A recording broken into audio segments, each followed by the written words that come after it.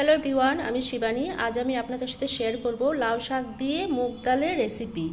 তো আমি 1 কাপ মুগ ডাল নিয়ে নিয়েছি আর লাউ শাকগুলোকে সুন্দর করে কেটে পরিষ্কার করে নিয়েছি। সবার প্রথমে আমি মুগ ডালগুলোকে হালকা করে একটু ভেজে নিচ্ছি। মুগ ডালগুলো সুন্দর করে ভাজা হয়ে গেছে আর এখন আমি দিয়ে দিচ্ছি জল। পরিমাণ মতন জল দিয়ে দিয়েছি আর এর মধ্যে আমি দিয়ে দিচ্ছি এখন নুন। আমি ঢাকা দিয়ে 10 মিনিট সেদ্ধ করে নেব। 10 মিনিট পর ঢাকনাটা খুলে দিলাম। ডালটা প্রায় 50% সেদ্ধ হয়ে গেছে, আমি এখন তুলে নিচ্ছি।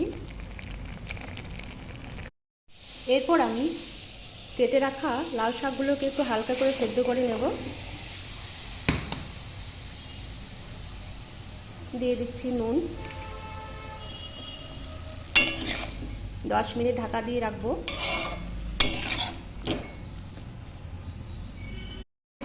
লাউ শাকগুলো সেদ্ধ হয়ে গেছে, আমি এখন তুলে নেব। এরপর আমি কড়াইতে তেল দিয়ে তেলটা গরম করে নিয়েছি আর এর মধ্যে দিয়ে দিচ্ছি শুকনো লঙ্কা, তেজপাতা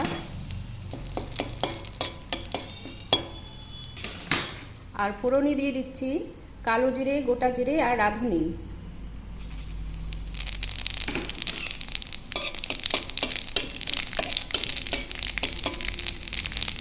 ফোড়নটা ভাজা হয়ে গেছে আর এর মধ্যে আমি দিয়ে দিচ্ছি লাউ শাক আর ডাল, আমি একসঙ্গে করে নিয়েছি।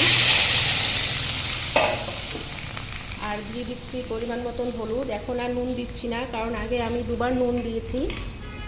আর দিয়ে দিলাম কাঁচা লঙ্কা।